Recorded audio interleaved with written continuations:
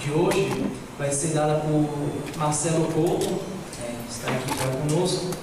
Marcelo Couto vai fazer essa palestra sobre os desafios da família como célula da sociedade.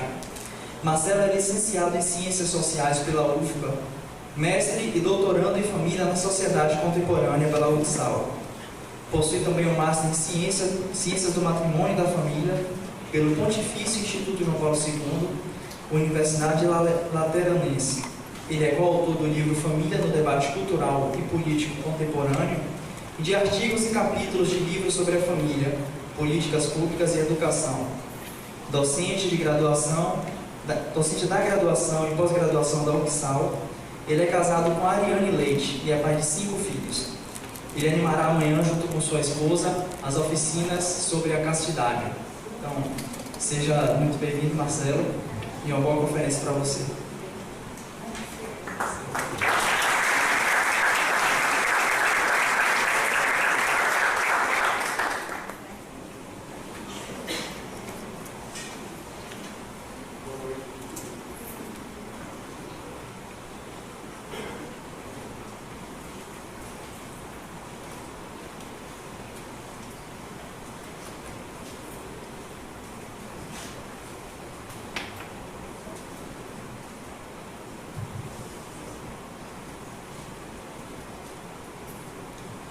Boa noite a todos. Então eu gostaria de parabenizar de antemão todo mundo que se envolveu na organização desse encontro. Esse período estive fora de Salvador há um tempo, mas acompanhei, de vez em quando eu conversava com o irmão João Paulo. Fiquei muito contente de ver quanta gente se mobilizou, se envolveu na organização deste evento, que eu acho que é um momento importante para nós, para a Diocese, também para os irmãos de São João, para o Instituto da Família, para a Pastoral Familiar e para todos esses movimentos e serviços da Arquidiocese que trabalham com as famílias. Então, a proposta hoje é que eu fale um pouco sobre os desafios da família como célula da sociedade, e é isso que a gente vai tentar aqui, em pouco tempo, apresentar um pouco, né? Os desafios são muitos. A gente fala da crise da família. A crise da família não é uma coisa tão nova, né? A família sempre foi um desafio. Viver a experiência da família sempre foi um desafio. E não só hoje. Hoje tem as suas especificidades. Mas a própria compreensão do valor da família na sociedade não foi sempre uma coisa clara e só se tornou um pouco um ambiente meio nublado no período mais recente. Se a gente for ver, por exemplo, desde os gregos, Platão tinha uma visão de suspeita com relação à família e acreditava que a família poderia estar mais associada a vícios do que a virtudes. Depois Aristóteles veio com uma visão diferente. No mundo romano também tem essas oscilações. Então a família sempre desafiou tanto o ser humano, as pessoas, quanto também a própria sociedade e aqueles que refletem sobre a vida da sociedade. Mas nós vivemos atualmente uma coisa que muitos estudiosos têm falado, e também os papas. Nós vivemos uma crise que não é uma crise só econômica, como aquela que tanto nos afeta hoje, especialmente no Brasil. Não é só também uma crise política, mas é também uma crise antropológica, ou seja, o que está em jogo, a dificuldade que nós enfrentamos é compreender o que é o ser humano e compreender como o ser humano pode realizar-se plenamente, pode alcançar aquela meta que todos nós almejamos, que é uma vida plena, uma vida feliz. Então, a dificuldade que nós vivemos hoje é isso. E a família participa também desse mundo de crise, porque a família é feita de homens e de mulheres, de seres humanos. E se a clareza, a compreensão acerca do que significa ser homem, ser mulher, viver em sociedade, compartilhar a vida, se nós não temos clareza sobre isso, provavelmente, evidentemente, não teremos também tanta clareza acerca do valor da família. Então, eu queria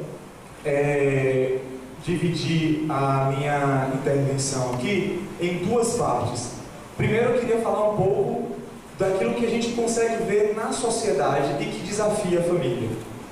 E depois eu queria aprofundar mais esse aspecto dessa crise antropológica, que eu chamo de uma confusão acerca da natureza do eu, e que eu acredito que está associada diretamente aos desafios da família como célula da sociedade. Então, no primeiro momento, entender um pouco aquilo que é mais facilmente percebido, enquanto desafios que estão postos na sociedade como desafios de ordem. Um pouco aprofundar os desafios de natureza antropológica. Isso não quer dizer que eles sejam desafios separados, não? Fazem parte de uma mesma crise, por assim dizer, mas tem certas sutilezas que eu acredito que vale a pena compreendê-los. Então, eu destaquei, para pensar um pouco esse desafio do ponto de vista cultural, político, poderíamos dizer, 4 elementos aqui para a gente refletir. Primeiro, muitos autores, eu vou falar algumas coisas aqui também muito a partir do meu estudo. Como o irmão João Paulo falou, eu sou licenciado em Ciências Sociais, então os meus estudos, tanto no mestrado quanto agora no doutorado, são sempre um diálogo com as contribuições da sociologia, das ciências sociais de um modo geral, para a compreensão da família. Então eu vou falar um pouco a partir disso. Alguns autores falam que nós vivemos numa sociedade dos indivíduos. E essa sociedade dos indivíduos, ela reconhece isso como um elemento de uma cultura, né? Não é uma cultura que domina tudo, mas ela é uma cultura que tem uma certa preponderância, um certo poder na sociedade. Nessa sociedade dos indivíduos, a família ela é reconhecida apenas como um aglomerado de indivíduos e como um refúgio afetivo. Esse é o primeiro desafio. Então, quando as pessoas usam o termo família, porque a gente fala dos desafios da família, não quer dizer que as pessoas deixaram de falar da família. Todo mundo fala de família. Só que o que está por trás dessa expressão família para muitas pessoas? Muita gente, e sobretudo nos meios, naqueles meios que nós poderíamos dizer meios de produção e de divulgação da cultura, a família aparece como um aglomerado de indivíduos e como um refúgio afetivo. Vivemos uma sociedade conturbada, muito desafiante, e a família é aquele grupo de pessoas com as quais você pode compartilhar um pouco de... uma espécie de oásis em meio a uma sociedade muito conturbada. Então é um refúgio afetivo e é um aglomerado de indivíduos. Não se percebe com clareza que a família diz respeito a certas relações e que nem todo aglomerado de indivíduos pode fazer para a sociedade aquilo que a família faz. Então, nós generalizamos, usamos a palavra família no sentido lato, largo, aberto, como basta pensar, por exemplo, o IBGE que faz um censo de tanto em tanto tempo. O que é a família para o IBGE? Grupo de pessoas que convivem debaixo do mesmo teto, independente da natureza das relações que existem entre aquelas pessoas. E, por outro lado, isso uma parte do ponto de vista demográfico, mas do ponto de vista humano, nós pensamos aquele conjunto de pessoas com as quais nós compartilhamos algum nível de afetividade. Isso é família, mas é família num sentido lato, mas tem certas especificidades. Então, um grupo de amigos que vive junto pode nutrir um grande sentimento de fraternidade, de cumplicidade, envolvimento, etc., de colaboração mútua, mas tem características que diferenciam esse grupo, por exemplo, um grupo de amigos que vive junto, de um outro grupo que vive debaixo do mesmo teto também, mas que é caracterizado por relações que são aquilo que, em geral, nós entendemos como relações familiares, que é aquela cooperação, aquela reciprocidade, aquele envolvimento entre homem e mulher e entre gerações, relações conjugais e relações parentais. Então esse é um primeiro desafio. Nesse sentido, alguns sociólogos falam de uma privatização da família. Então a família, essa família que é refúgio afetivo, ela é entendida como uma realidade privada, ou seja, uma realidade que diz respeito aos indivíduos, mas que pouco interfere para a sociedade. Então, um primeiro desafio é esse, essa privatização da família. A família como uma coisa, tipo assim, problema seu, faça do jeito que você quer, porque se você se sente bem, né? A gente ouve muito, né? Se você está feliz, é isso aí e está bom. Uma outra questão é uma compreensão, uma dificuldade de compreender o que é o amor. Um dos elementos da família é o amor, e a gente não tem dúvida disso, né? Quando a gente fala de família, nós ao menos temos a expectativa de que aquelas pessoas vivam entre si relações caracterizadas pelo amor. Mas o problema é, o que é o amor? E aí nós temos um outro desafio cultural muito grande, que é uma dificuldade mesmo de entender o que significa. Tem uma música de um grupo, hoje não se ouve mais, mas quando eu era mais jovem eu ouvia sempre, dizia assim: quem inventou o amor, explica por favor. E esse é o desafio, ou seja, é explicar, é entender o que é isso. Ou seja, todo mundo quer ser amado, mas muitas vezes nós nem sabemos o que significa esse amor que tanto nós queremos. E aí tem um desafio grande, porque o amor nessa sociedade dos indivíduos em que nós vivemos, muitas vezes é reduzido a uma experiência sentimental ou meramente emocional. Porém, é próprio das emoções, é próprio dos sentimentos uma volatilidade, ou seja, os sentimentos, as emoções, elas não duram no tempo. Só que as relações familiares duram no tempo. E aí a dificuldade é essa: a família tem que se assentar no amor.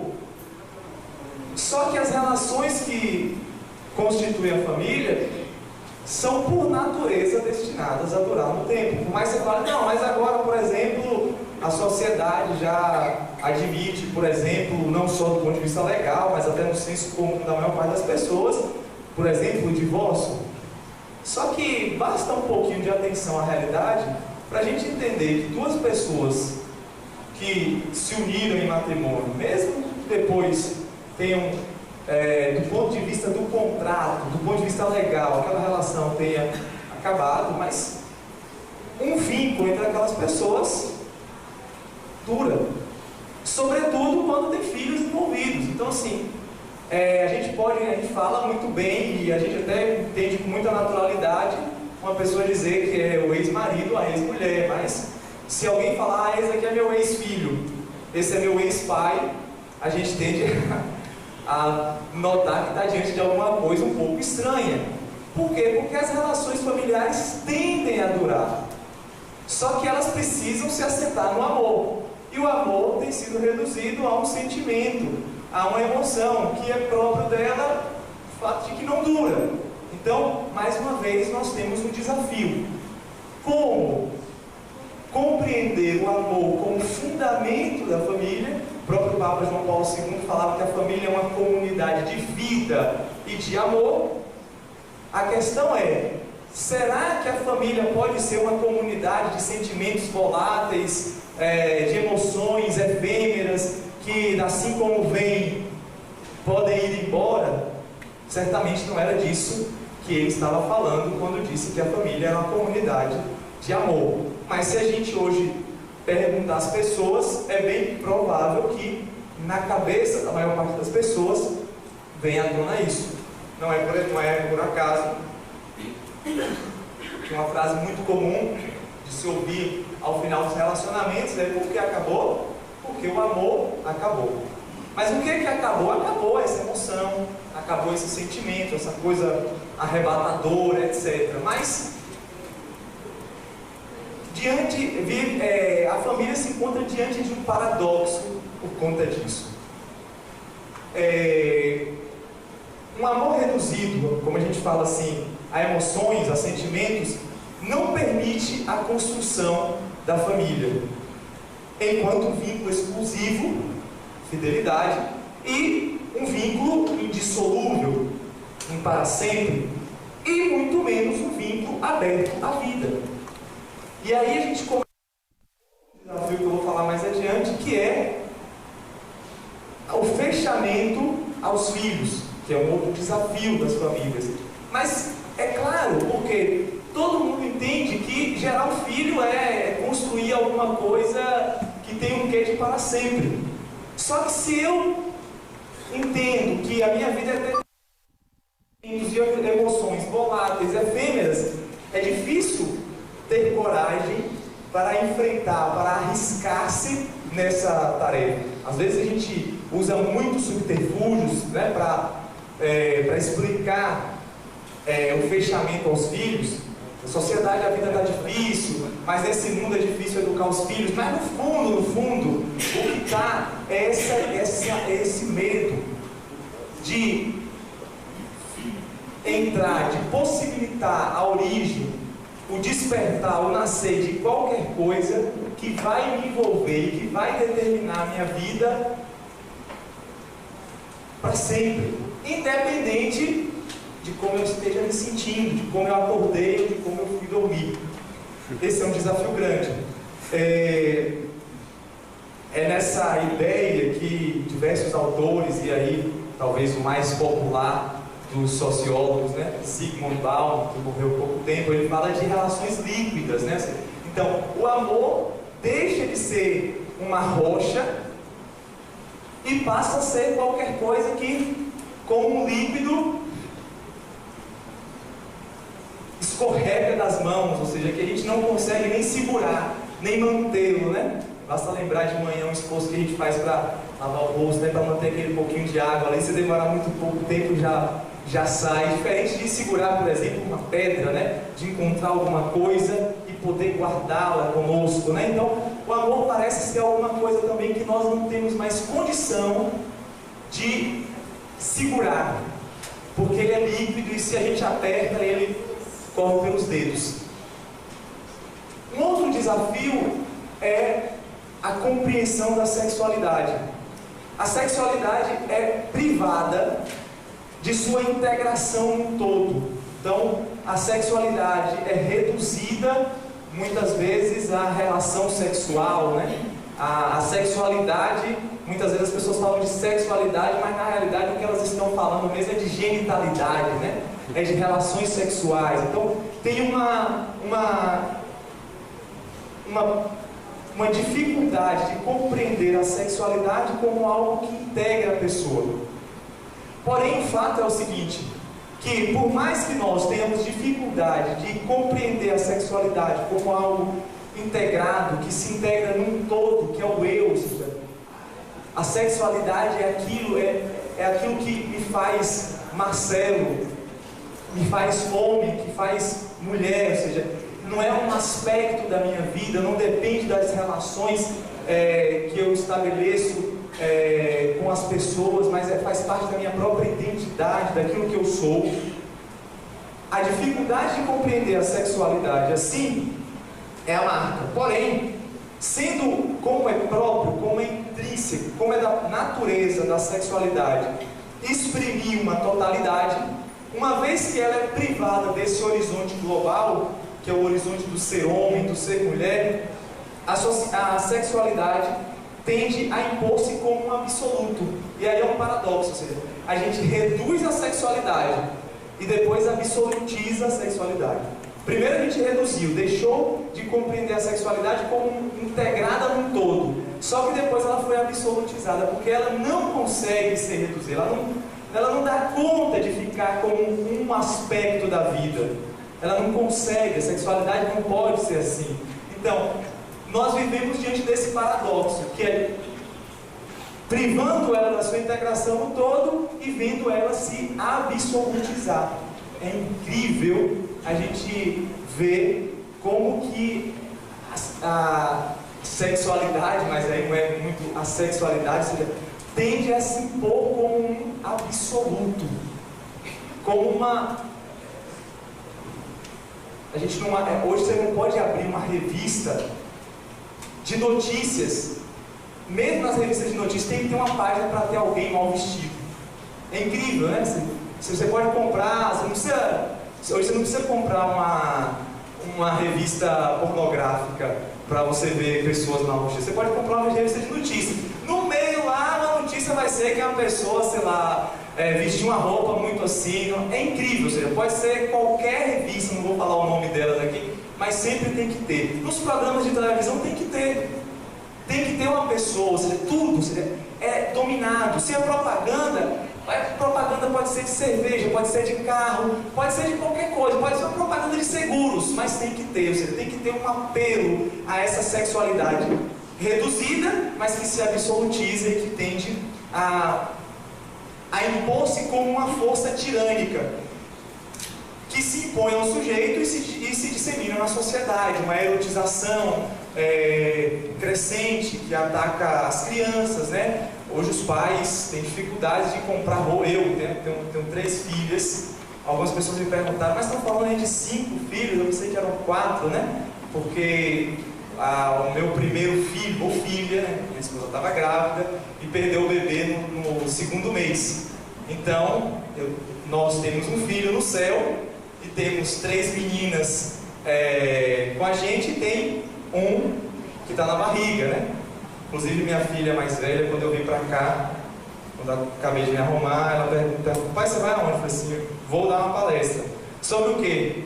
Sobre família. Ela falou: olha, não se esqueça de falar sobre a nossa família. Eu estou aqui obedecendo ao pedido de Maria Elisa, não se esqueça de falar da nossa família. Ela falou da mamãe, falar de mim, falar de Helena e falar de Catarina, tem que falar de todo mundo, né? Aí a outra falou assim: e de Bento não vai falar? Não, vai falar de todo, posso falar de todo mundo, não tem problema, separa um minutinho lá para falar de vocês. Mas é isso, ou seja, você vai comprar uma roupa para criança, mas parece que a roupa da criança é uma roupa que a gente fala, uma roupa de adulto em miniatura. Mas na realidade não é a roupa de adulto, é uma roupa de um adulto que se veste mal. Porque assim, essa dominação, um apelo constante, né? Da sexualidade, dessa sexualidade reduzida como uma força tirânica que se impõe na vida social. Não só isso, a escola se sente agora no dever de fazer uma educação sexual, que não é uma educação sexual, que é uma educação tudo menos sexual, porque é também essa redução. Então assim, se impõe como um determinante em tudo, né? Se fala disso, as pessoas é o que domina, parece que é uma droga lícita, né? É aquela válvula de escape lícita, né? Que pode, que não tem nenhum problema, então todo mundo vive. As pessoas às vezes acham que até que está numa vida normal, está tudo tranquilo, não faço nada de errado, mas vive essa relação com a sexualidade. A gente vai ter um momento para refletir sobre isso, tenho certeza que vai ser um momento muito interessante com o Dr. Ítalo, que pode falar muito melhor do que eu sobre isso, mas é a sexualidade quase como um entorpecente, é o que a gente vive muitas vezes. Isso é um desafio para a família como célula da sociedade, porque se a sexualidade não é a integralidade da pessoa, mas é essa válvula de escape, você não pode pensar uma relação de fidelidade, uma relação destinada a durar no tempo, aberta aos filhos e etc e tal. Sexualidade reduzida a um jogo,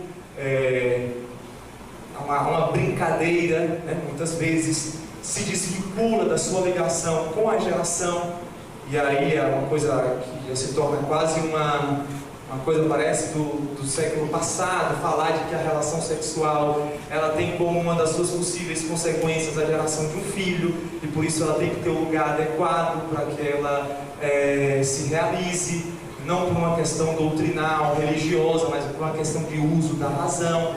né? E amanhã a gente vai falar na oficina sobre castidade, ou seja, eu sempre falo, castidade não é um problema do catecismo da igreja, não é um problema da moral cristã, é um problema do uso da razão, ou seja, é entender o que a sexualidade é e onde que a relação sexual pode ser vivida, considerando as possíveis, prováveis consequências do ato sexual.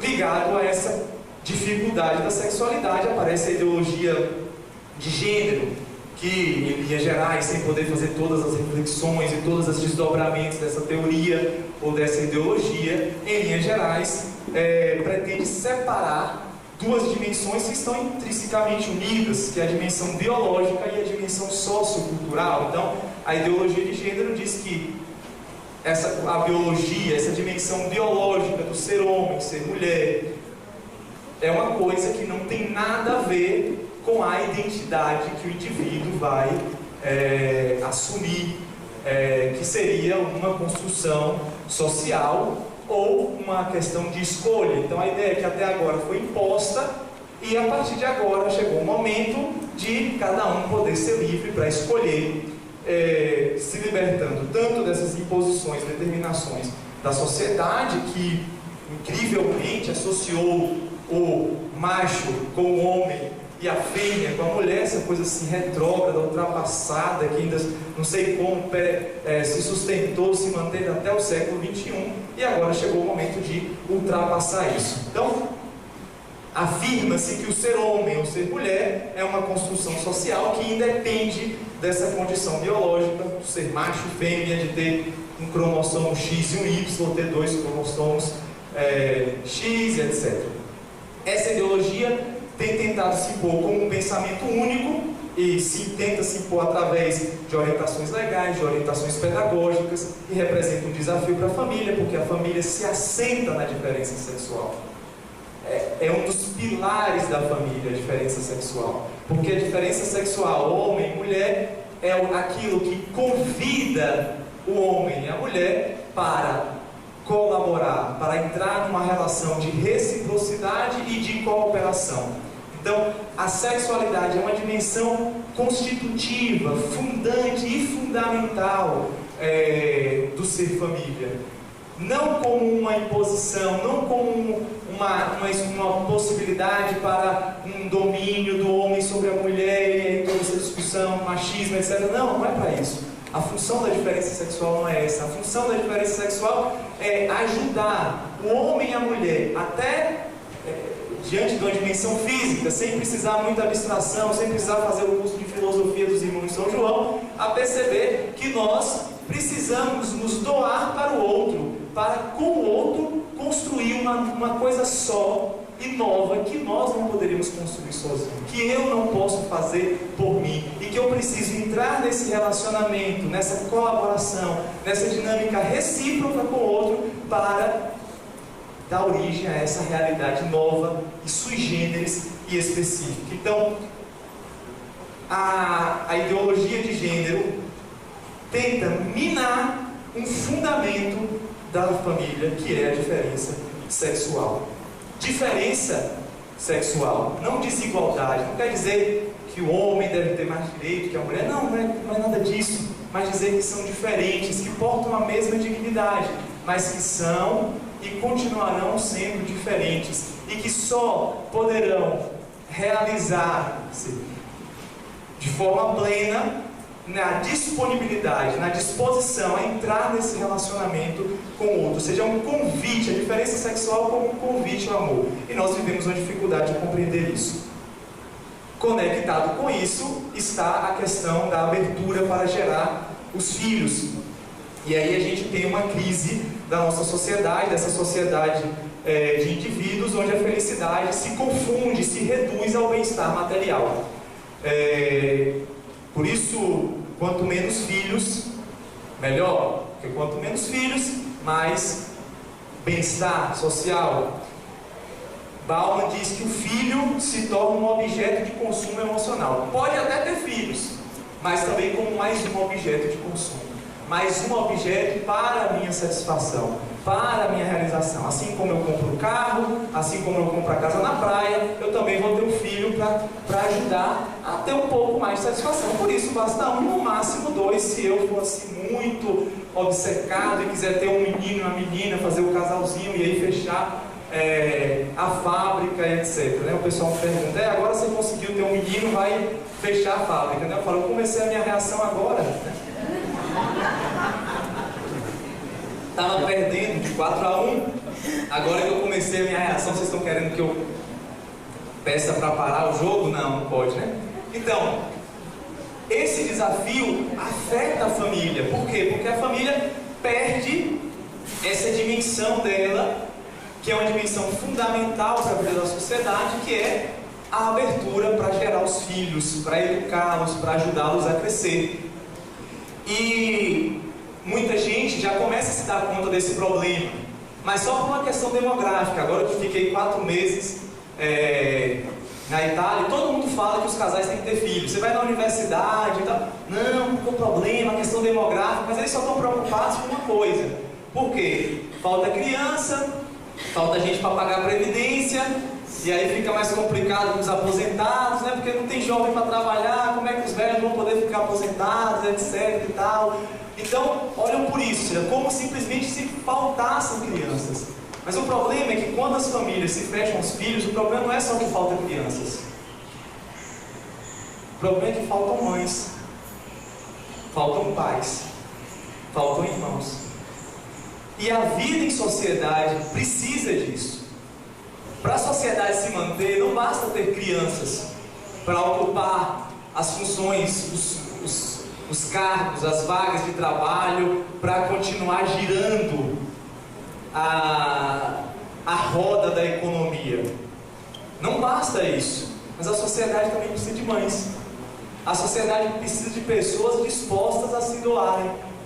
E quem é mãe sabe, né, quanto que a gente aprende a se doar e quando a gente sabe, quando a gente entende o que significa se doar depois de ter um filho. Então a sociedade precisa de mães. É fundamental ter mães. A sociedade precisa de mulheres, mas a sociedade precisa de mães também. De pessoas que entendam isso. Precisa de pais a sociedade, pessoas que assumam a responsabilidade, que sabem que tem um grupo de pessoas que você precisa, da hora que acorda até a hora que dorme, pensar que o crescimento deles está sob a sua responsabilidade, que você tem que responder a isso. E qual é o papel disso na sociedade? Claro, se eu entendo que eu sou responsável por essa mulher e por esses filhos,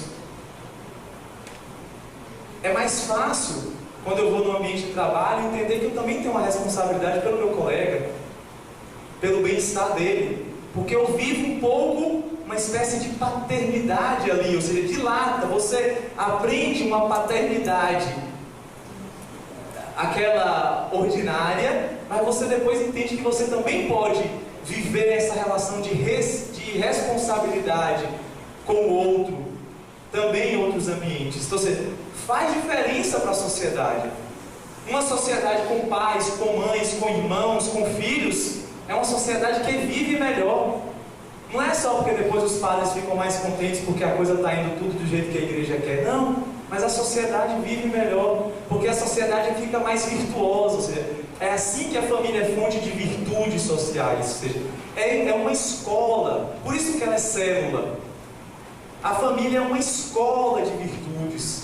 Cícero falava, é um seminário de vida pública, ou seja, é uma sementeira de vida pública. É na família que você semeia aquilo que depois vai produzir frutos na sociedade. Tem um economista francês chamado Alain Pierrefitte, que ele escreveu um livro muito interessante contestando a obra de um sociólogo importantíssimo, Max Weber, que tinha associado o desenvolvimento das nações, o desenvolvimento econômico das nações, à ética protestante. Então, ele fez uma pesquisa para verificar se a hipótese de Max Weber era de fato correta. Então, fez também uma pesquisa sobre a natureza do desenvolvimento econômico das nações. E ele chegou a uma conclusão interessantíssima. Escreveu um livro, o nome do livro é A Sociedade de Confiança. Inclusive, eu tenho esse livro, prestei para alguém, a pessoa não me devolveu. Se está aqui, quem pegou emprestado, no final me avisa. Ou se está assistindo aí em algum lugar, por favor, me devolva meu livro. Já ficou tempo demais. Ele diz o quê? Que o que determina o desenvolvimento de uma sociedade é o grau de confiança que existe nas relações. Quanto mais confiança, mais desenvolvimento econômico. Quanto mais desconfiança, menos desenvolvimento econômico. Quando a gente desconfia um do outro, a tendência é burocratizar as relações. Eu preciso mais contrato, registrar, reconhecer firma, não sei o que e tal, testemunho, você precisa de mais coisa. Quando as pessoas confiam, eu falo, olha, tá bom, que eu te vendo isso aqui, pronto, você me paga com sua produção, tá? Se confia, ou seja, facilita. E ele vai explicando isso na sociedade. Então, como as sociedades onde tem mais confiança se desenvolveram mais do ponto de vista econômico. Só que é interessante que ele não se pergunta de onde vem a confiança. E eu fiquei me perguntando, mas onde é que a gente aprende a confiar? É na aula de ética, na escola? É na aula de filosofia que a gente aprende a confiar? Ou é na família? Sabendo que tem um pai, que tem uma mãe, que se sacrificam por mim, que querem o meu bem, eu posso confiar neles. E depois, se eu posso confiar nele, eu também transfiro aquela confiança para mim. Transfiro aquela confiança, às vezes, para o meu chefe na empresa. Por quê? Porque de lá eu expando essas relações. Então, é na família que isso gera. Só que nós temos. O problema é que, quando as relações familiares tendem a se reduzir, porque as pessoas se deixam o casamento para mais tarde, se casam, não se dispõem a acolher os filhos. Então, assim, as possibilidades de relações nas quais a gente aprende essa confiança se tornam menores. Então é por isso que a sociedade precisa de família, para que a sociedade viva bem, ou seja, para que a sociedade possa cultivar essas virtudes que são fundamentais. Então, este é um outro desafio. Então, basicamente nós estamos diante desse quadro de uma cultura que não consegue reconhecer a família, a não ser, ou seja, para além de um refúgio afetivo. Esse é o problema. Não é que as pessoas não gostam de família, e aqui prestem atenção. Na década de 70 o pessoal falava contra a família.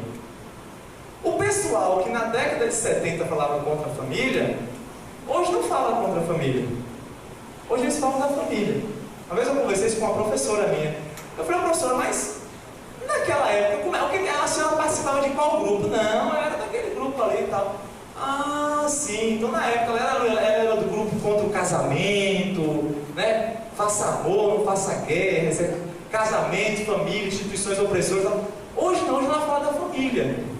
Família é maravilha, família. Só que o problema é assim, é essa família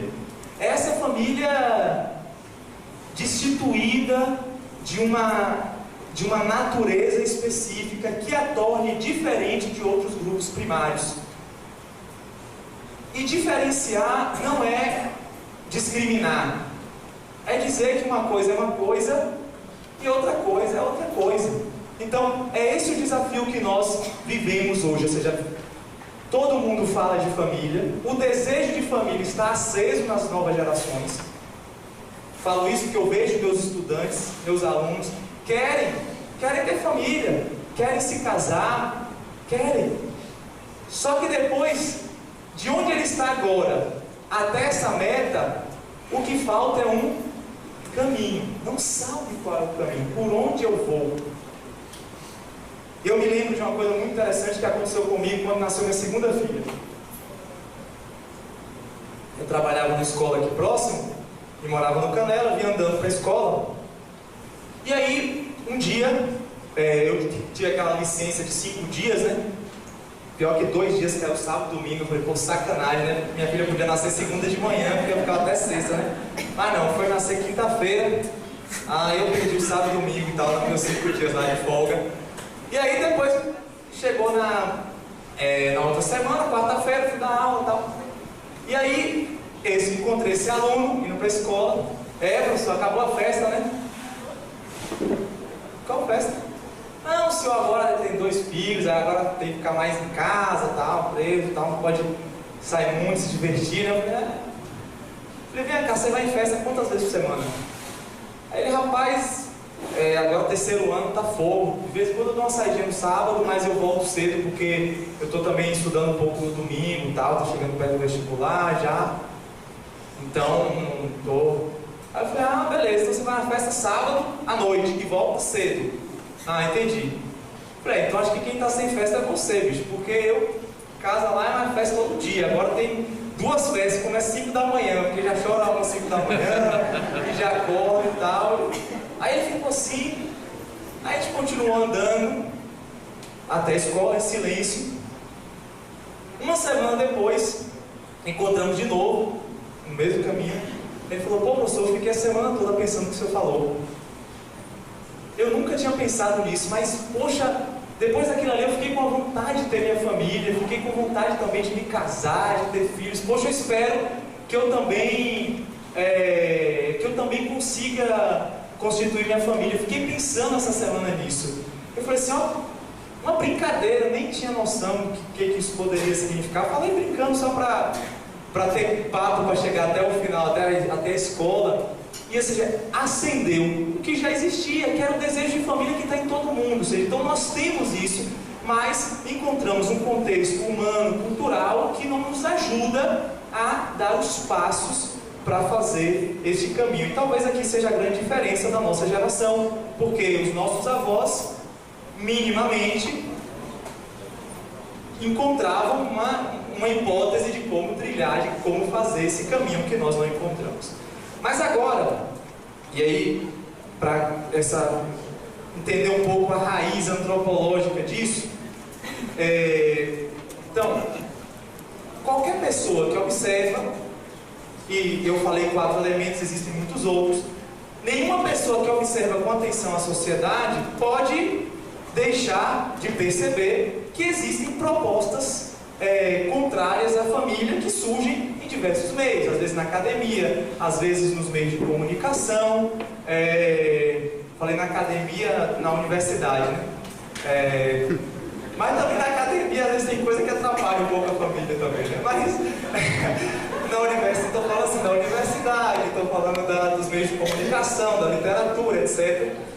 Mas e essa ânsia de transformar a realidade, de novas famílias, etc., isso todo mundo, de algum modo, vê presente na sociedade. Porém, uma coisa eu aprendi. A influência do poder, ela é proporcional à debilidade do eu. Então, o poder cultural, político, muitas vezes vai contra a família, joga contra a família. Às vezes poder econômico, né? Ou seja, as forças, seja do mercado, seja do Estado, muitas vezes jogam contra a família. Só que a força do poder, ela é proporcional à debilidade do eu. É assim, o poder é forte quanto mais o eu é fraco. E aí, eu queria entrar nessa outra dimensão, que é aquilo que eu falo que é uma confusão antropológica, que para mim é a raiz do desafio da família. Um sacerdote italiano, Dom Luigi Giussani, recorda em uma das suas obras que nenhum resultado humano pode ser imputado exclusivamente a meras circunstâncias exteriores, posto que a liberdade do homem, apesar de enfraquecida, permanece marca indelével da criatura de Deus. Por que eu recordei isso? Não, mas essa crise, essa confusão da família, é culpa da televisão, é culpa do Estado, é culpa das empresas. Tudo bem, cada um tem a sua responsabilidade, mas nenhum resultado humano pode ser imputado simplesmente a questões externas. Nós não podemos imputar toda a dificuldade de viver a família simplesmente a esta conspiração de grandes forças da sociedade contrárias à família. Por quê? Porque a liberdade do homem, por mais que esteja enfraquecida, ela continua uma marca indelével da criatura de Deus. Desse modo, a crise da família, essa crise que é desejada, que é projetada, que é elaborada por muitas pessoas, e muitas pessoas que têm muito poder, sobretudo esses que acham que tem a receita para o mundo, né? Que sabem qual é o mundo melhor. Tenha medo quando alguém te disser isso, porque esse pessoal que diz, não, que o mundo melhor é assim, é assado, tenha muito medo disso. Esse pessoal que tem a receita do mundo melhor e que tem muitas vezes poder para experimentar, para testar essas suas hipóteses, que em 100% das vezes dá errado, essa crise da família, ela só se realiza graças a uma confusão acerca da natureza humana que os homens e mulheres do nosso tempo experimentam. Ou seja, tem uma fragilidade em nós que torna os efeitos dessa força contrária à família muito mais devastadora. Ou seja, a crise da família está relacionada a uma crise antropológica. E aqui eu queria recordar o Papa Bento XVI, no discurso que ele fez à Igreja de Roma. Ele falou o seguinte: a questão da justa relação entre o homem e a mulher afunda suas raízes dentro da essência mais profunda do ser humano e pode encontrar sua resposta só a partir dela. Ou seja, eu só posso compreender a questão da justa relação entre o homem e a mulher se eu compreendo a essência, a natureza do ser humano. Isto é, não pode ser separada da pergunta antiga e sempre nova do homem sobre si mesmo: quem sou? O que é o homem? Então, para entender o que é a família, para entender qual é a justa relação entre o homem e a mulher, primeiro eu tenho que acertar as contas com uma outra perguntinha, que é: quem sou eu? O que realiza a minha vida plenamente? O que significa ser homem, ser mulher? Ou seja, para resolver o problema da família, eu primeiro tenho que resolver o problema do eu, da identidade humana, da essência do ser humano. Assim, uma necessidade fundamental de quem deseja viver um matrimônio feliz, um matrimônio pleno, ou seja, quem faz essa escolha, porque a família hoje é uma escolha, porque não tem nenhuma constrição, não tem nenhum constrangimento social para que a gente faça família, pelo contrário, tem constrangimento para que a gente não faça, né? Eu tive que responder mais gente que estava contestando. Quando eu fui me casar, eu tinha que mais responder as contestações. Para quê? Tão jovem, casar, vai aproveitar a sua vida, só 22 anos, vai comprar um carro, comprar um apartamento primeiro, etc. Ou seja, então, o que antes era, vai casar, menino, está na hora de casar. Meu bisavô mesmo falou para o meu avô, quando ele tinha 18 anos, arranja uma mulher para você casar, né?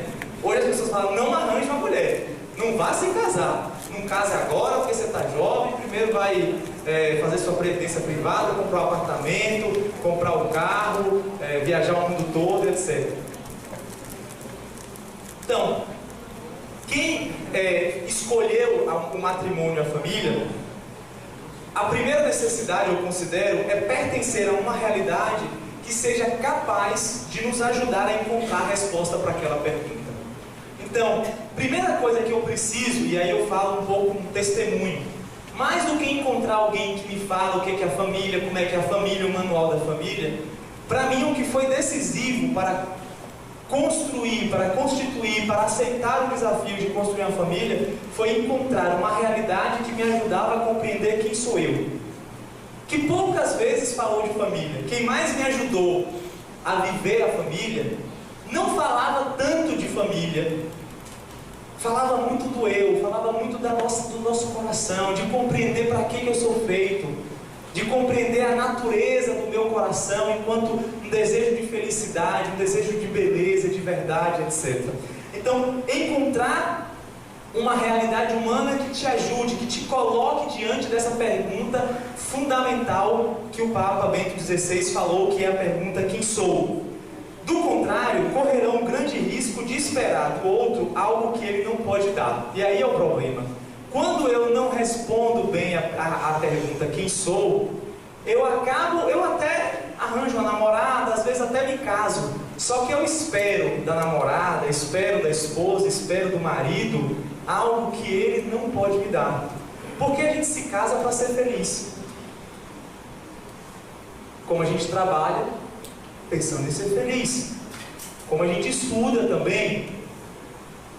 Só que se eu não compreendo a natureza desse meu desejo de felicidade, eu deposito sobre o outro, uma expectativa que o outro não é capaz. É por isso, nesse sentido, a família está sempre em crise, porque nós somos levados para a família por um desejo que a família em si pode nos dar um caminho, mas nunca pode responder de forma plena e de forma definitiva. Este engano, ou seja, esperar do outro, do tu, que o tu torne feliz o eu, está na origem da decepção vivida por tantos homens e mulheres frente ao matrimônio, ao ver que o outro não cumpre as expectativas, né? Ou seja, e aí é aquela ideia do casamento, aquela coisa que começa bem e no meio vai caindo, se perdendo até ficar insustentável, né? Ou seja, até um negócio assim que... como é que fica, né? Por quê? Parecia que começou muito bem, mas no dia a dia a gente vai dando conta de que a natureza do nosso eu é feita de uma exigência que é tão maior que eu fico pensando, putz, grila, eu todo encantado lá, apaixonado, pensando que, né, quero tabajara, meus problemas acabaram e tal, e vejo-me diante aqui de tantos desafios, etc. Então, é daqui, para mim, aqui é o ponto de onde surge o escândalo de muitos diante da doutrina da igreja. Por exemplo, quando fala da indissolubilidade, quando a igreja fala da indissolubilidade, a coisa parece mais absurda. Por quê? Porque as pessoas pensam, peraí, como é que não pode deixar? Se a pessoa tentou como não deu certo, por que não deixa a pessoa tentar com outro, tentar com outro, tentar com outro, tentar com outro, até ver se ele acha, né? A igreja fala assim pra gente, mas olha, se você tentar com 7, não vai achar. E se você tentar com 70, não vai, então fique logo na primeira. Já que a natureza do seu coração é assim, não é você sair daqui e ir para ali, é compreender que sou eu. E aí você fala, então é melhor não ir. Para que ir? Já que eu vou lá e não vou encontrar. O que a gente encontra? Vamos adiante. Então, a grande questão do ser humano é encontrar um tu que torne feliz, que torne pleno, realizado o eu. Essa é a questão. Bento XVI, mais uma vez, nos ajuda. Ele diz: dizer que a natureza do homem é relação com o infinito significa afirmar que cada pessoa foi criada para poder entrar em diálogo com Deus, com o infinito. Ou seja, nós fomos feitos para entrar em diálogo com Deus. Nós fomos feitos para encontrar um tu que esse sim possa realizar plenamente, definitivamente o eu. Nós fomos feitos para isso, para entrar neste relacionamento com Ele. E o grande, a gente fala do pecado e tal, qual é o grande pecado? É se afastar disso, ou seja, é deixar Deus, ou seja, é esquecer-se, é se distrair pelo caminho, esquecendo que você foi feito, que todas as fibras do seu ser vibram para encontrar Deus. Não só a nossa alma, mas todas as fibras da nossa carne foram criadas para encontrar a sua paz e a sua realização em Deus. Aqui chegamos a um ponto que tem a ver com a novidade do cristianismo, diz o Papa.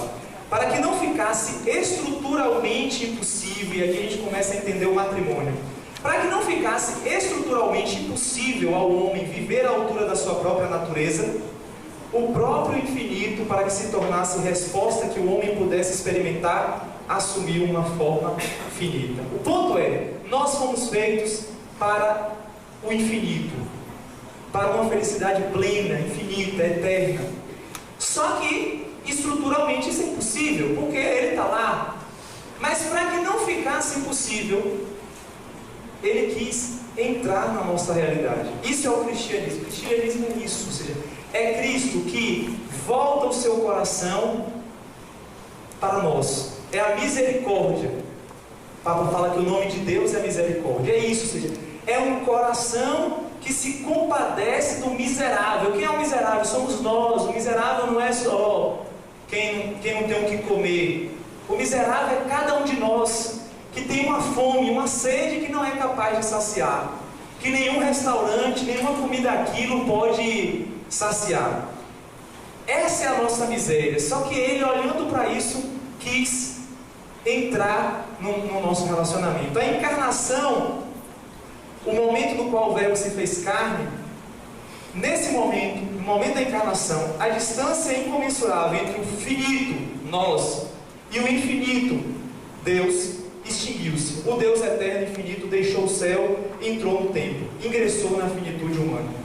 Mas a essa altura alguém pode perguntar, aí você já está fugindo do tema, né? Se for uma redação do Enem, você vai perder, porque você começou a falar da família, do matrimônio, do desafio da sociedade, meteu o negócio de Deus e agora ninguém sabe onde é que você está querendo chegar. Qual será então o sentido do amor entre um homem e a mulher no matrimônio? Para quê? Se casar. Se eu fui feito para esse tu, que é Deus, e não foi para essa daqui, nem para aquele, nem para aquela, nem para nenhuma das outras que existem no mundo. Para quê? Qual é o significado disso? Mais uma vez o Papa Bento XVI. E ele não está falando do matrimônio aqui, viu gente? Ele está falando da natureza do coração do homem.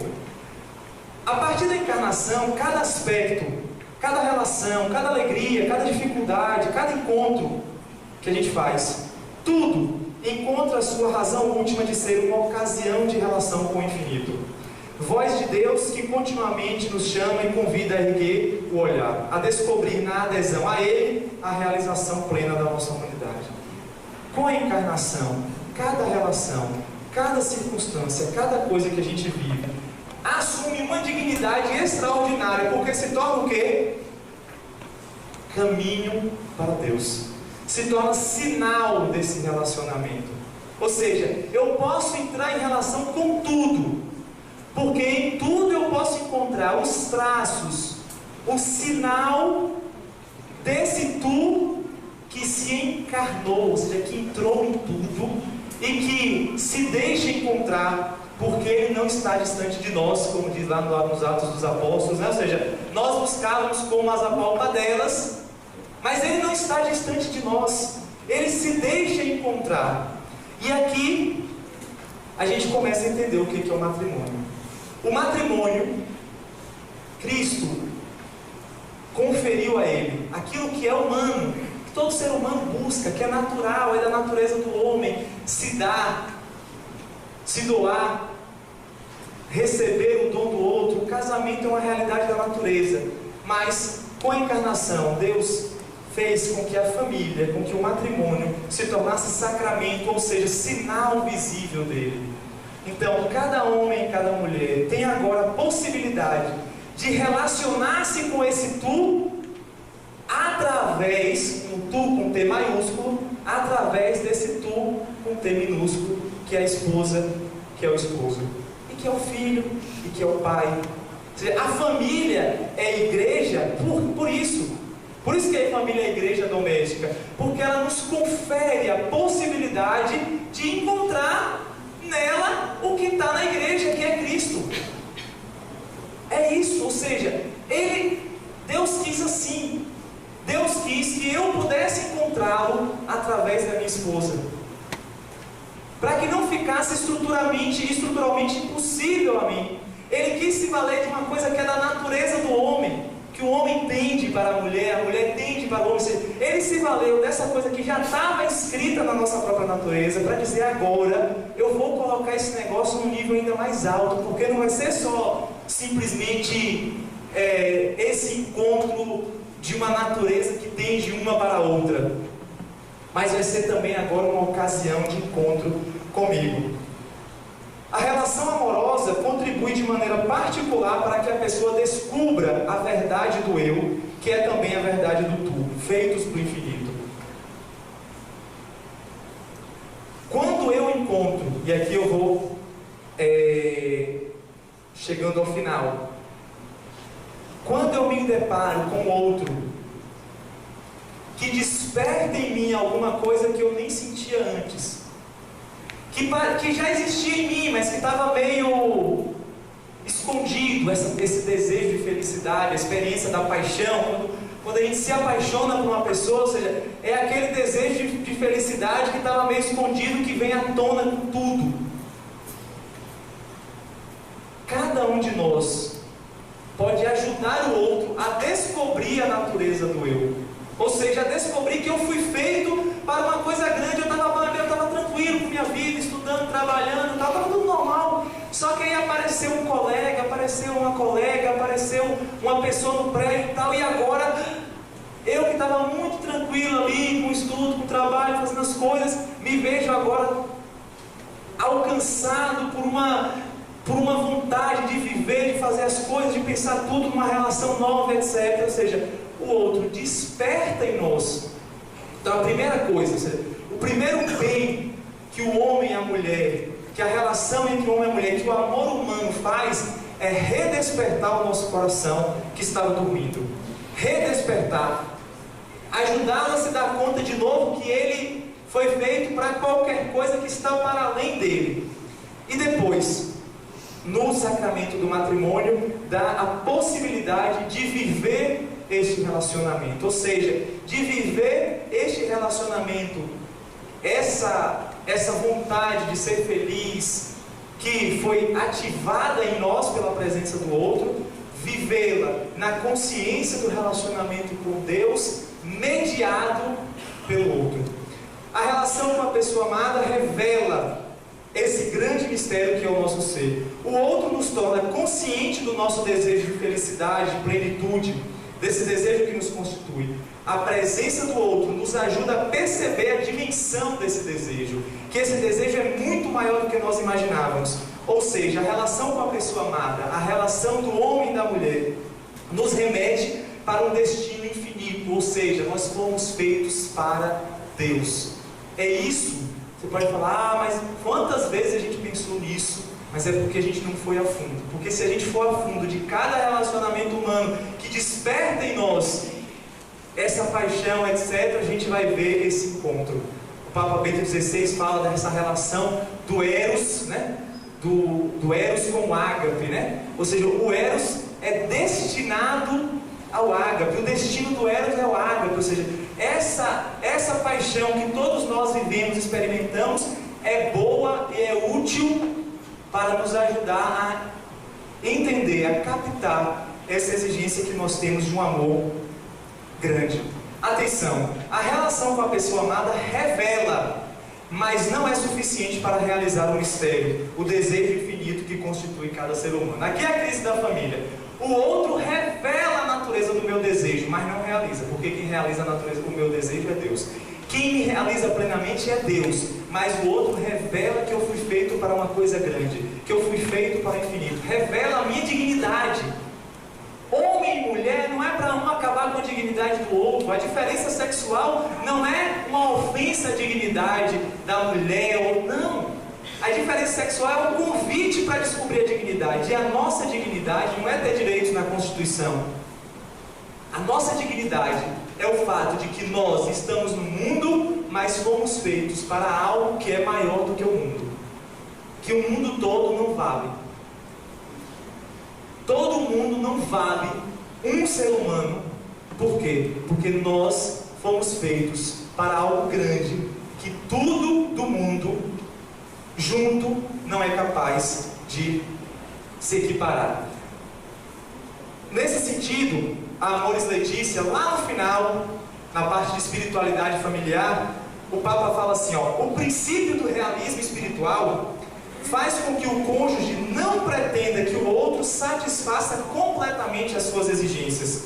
É preciso que o caminho espiritual de cada um o ajude a desiludir-se do outro, a deixar de esperar dessa pessoa o que é próprio apenas do amor de Deus.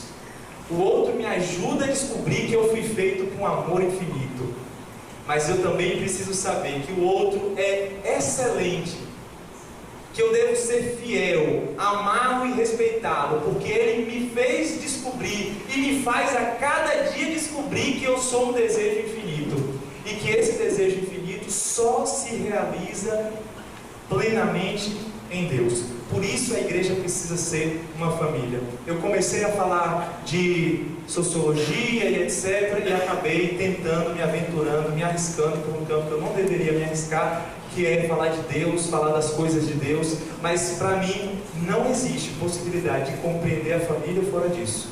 Eu particularmente não encontrei em nenhum outro lugar algo que a cada manhã me reabilita, me reposiciona frente à minha família do que isso. Eu não encontrei em nenhum outro lugar algo que alimente em mim o desejo e que desperte a minha vontade para que eu permaneça fiel a este caminho que eu iniciei, que eu quero que seja levado à plenitude, que eu quero que se concretize.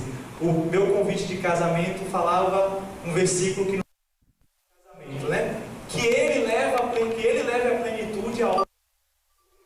É isso que eu peço, ou seja, ele que começou em mim essa obra boa, leve à plenitude. Por quê? Porque para mim é a única possibilidade.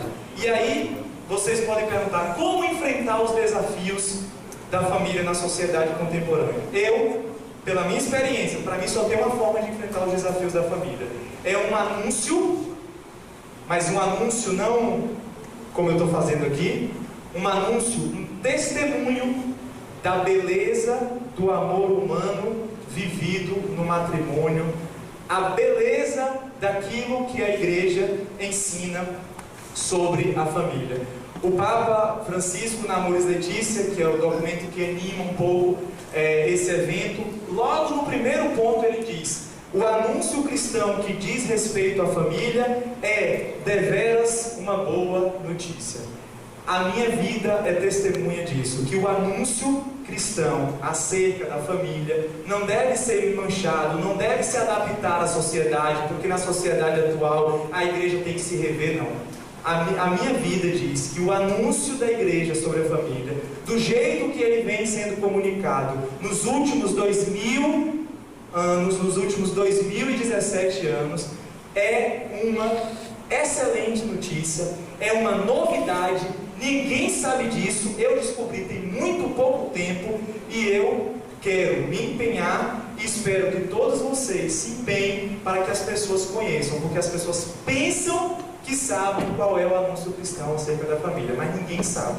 E a gente tem a possibilidade de comunicar essa novidade, essa boa notícia que não sairá e não saiu ainda em nenhum jornal, mas que pode transformar a vida de muitas pessoas, porque transforma a minha vida e a cada manhã me dá a possibilidade de enfrentar todos os desafios que a vida de uma família implica. Eu não encontro grandes ajudas da sociedade.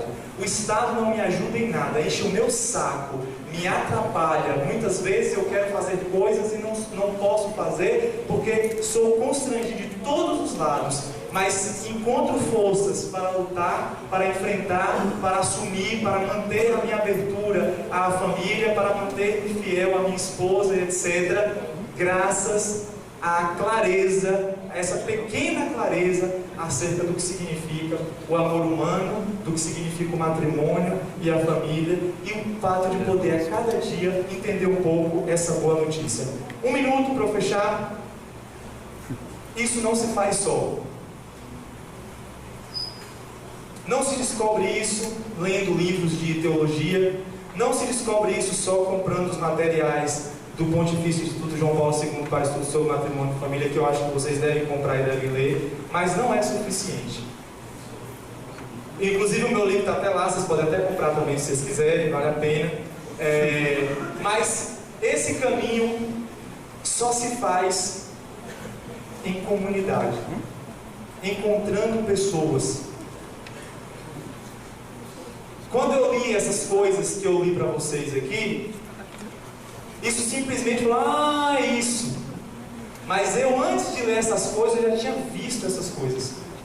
Eu tinha visto pessoas. Eu fico feliz porque aqui nesse auditório tem algumas dessas pessoas que eu vi. Tem Gilberto e Arlete, tem Tico e Vera, tem André e Arleide, e tantas outras pessoas, onde eu vi isso. Na fragilidade, na debilidade, né? Não é que eu estou querendo canonizar esses três aqui, não. Mas com as suas fragilidades viveram isso. E eu encontrei isso. Quando eu li, eu falei, poxa, o Papa falou, é isso aí. Mas porque eu já tinha visto isso acontecer. Eu já tinha visto o que era o amor humano. Então a gente precisa viver em comunidade. O que eu acho que pode ser um caminho para enfrentar esses desafios é se as famílias cristãs se unirem.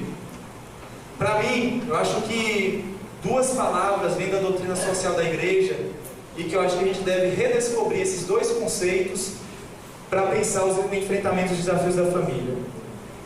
O primeiro conceito é o conceito de solidariedade. As famílias precisam se unir. Gente, não dá para continuar do jeito que a gente está. Nós somos uma nação de 200 milhões de brasileiros.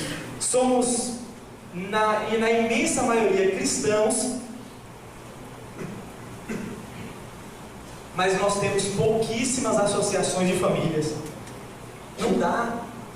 Nós precisamos nos unir, primeiro para compartilhar isso, depois para refletir juntos sobre esses desafios, depois para pensar mecanismos de ação, como que a gente vai agir diante de todas essas interferências na família, de todas essas tentativas de descaracterizá-la.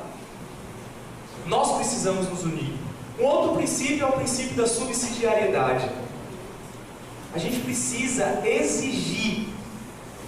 O Papa João Paulo II, na Centésimos Anos, ele fala que o princípio de subsidiariedade diz o quê? Que uma sociedade de ordem superior não deve interferir na vida interna de uma sociedade de ordem inferior, privando-a de suas competências, mas deve antes apoiá-la em caso de necessidade e ajudá-la a coordenar a sua ação, um dos outros componentes sociais, tendo em vista o bem comum. Nós precisamos nos unir para exigir que a nossa autonomia enquanto família seja garantida, que nós tenhamos o direito de educar os nossos filhos, que nós tenhamos o direito de comunicar a eles o que nós pensamos sobre o matrimônio e a família.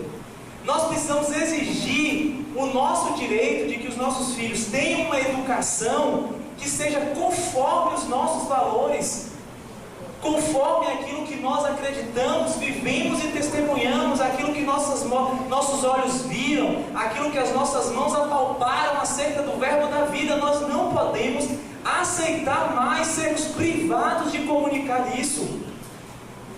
Nós, pais e mães aqui no Brasil, há anos aceitamos que nossos filhos não podem ir para o ambiente escolar, por exemplo, e não ouvir isso. Isso é um absurdo. Isso é um absurdo, nossas crianças indo para a escola para ouvir uma educação sexual, que é uma perversão sexual, para ouvir falar do matrimônio e da família de uma forma que não tem nada a ver com o que nós vivemos, e nós não temos a liberdade de exigir que ali fale disso, porque a função da escola é cooperar com a família na tarefa da educação e não apresentar as crianças com outro horizonte. Nós precisamos nos unir para dizer: olha, você que é uma sociedade de ordem superior, está acima, não pode interferir na nossa vida, na nossa dinâmica, impedindo-nos de viver aquilo que nós desejamos viver e de comunicar aquilo que nós desejamos comunicar. Mas para isso nós precisamos nos unir, nos associar, e eu não vejo outra alternativa para que a gente cresça nesse caminho, para que nós não sejamos famílias líquidas, mas que sejamos famílias sólidas. E esta solidez vem da solidariedade, ou seja, vem da unidade, vem de uma amizade que se consolida, e uma amizade que não é só amizade para assistir o jogo do Bahia, mas é uma amizade também operativa, uma amizade para pensar a educação da criança, uma amizade para pensar como é que eu enfrento o desafio que está diante de mim aqui agora, uma amizade para falar como que nós vamos comunicar isso aos nossos filhos.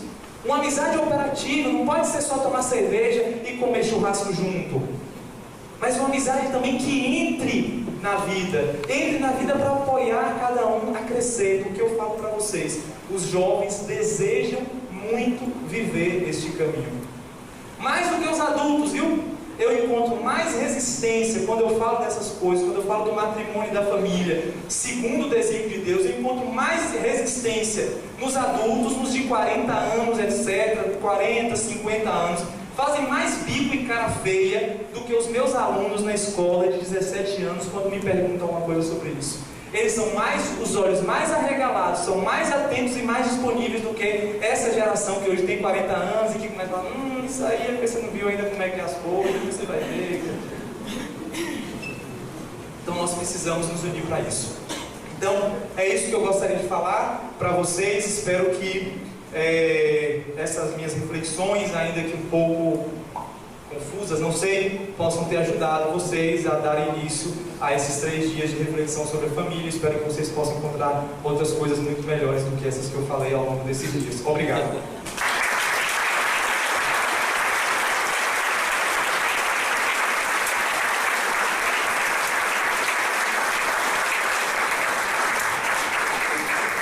Muito obrigado, Marcelo, por essa palestra que foi ao mesmo tempo uma excelente abertura do colóquio, né? Porque vai tocar vários temas que vamos abordar durante todo o final de semana, que seja a questão da ideologia do gênero, amanhã de manhã às 9 horas, com o padre François Frederic. Ele é doutor em filosofia pela Sorbonne da França e é nosso responsável dos estudos, veio aqui para falar para a gente. Então amanhã 9 horas da manhã. Mas também outros temas, como a questão da sexualidade, como você mesmo falou, que o doutor Ítalo havia abordado amanhã à tarde. Dom Petrini também falaram muito sobre a família do desígnio de Deus. As oficinas sobre a indissolubilidade, sobre a castidade, a pastoral da família, que vai apresentar todos os movimentos de solidariedade, etc.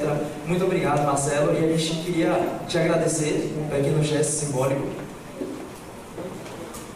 Cadê a foto? Vamos tirar uma foto aqui.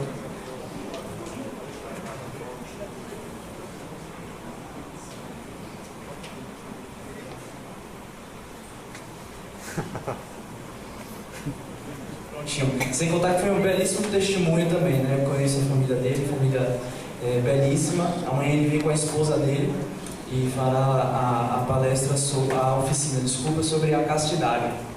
Então, amanhã às 9 horas, todos aqui, para tentar sempre começar no horário, já que amanhã vai ser um dia bastante cheio, então a gente vai tentar realmente respeitar os horários para poder, se a gente atrasar um pouquinho no início, depois vai ficar um pouquinho complicado. Então amanhã às 9 horas a gente se encontra aqui.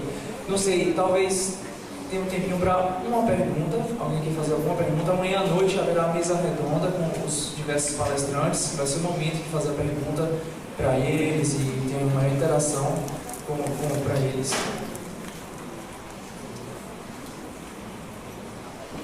Então a gente deixa para amanhã, vocês anotem tudo, todas as perguntas, e amanhã à noite a gente vai ter tempo para isso. Boa noite. Tem alguma coisa mais para acrescentar? Boa noite e até amanhã.